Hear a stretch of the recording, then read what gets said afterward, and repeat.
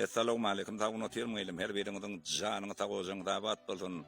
Ine mukaddes urad ay, Ramazan ay devam ediyor. Koy her birimizin hayırlı ayda hayır soğağı işlerimiz beyit Tanrı'nın huzuruna kabul bolsun. Görgübün niyeti günü pes olsa iyiline katsedi verilecek olur. Dağlan sayesinde şagal mes bolsa meydanına şiir olup arlacak olur.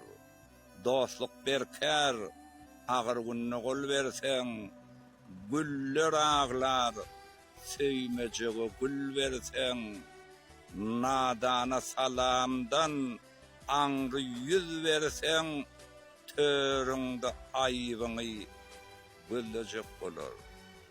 Dağda düzde saptarmaz ağını bir güt, koyma korusak zehin, deydirer ağır, 200 tapsa dileğçi şağır, atasına derek gürlecek olur.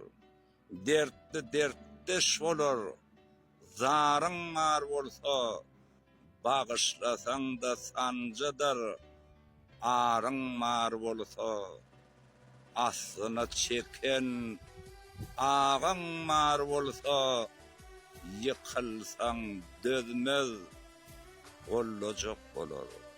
Yaşayış manasız, ağlap gülmese, ön yeten dillidir, akbal olmasa, yine atan, öz kurap solsa da, bağlasın yel sudan, koracak olur.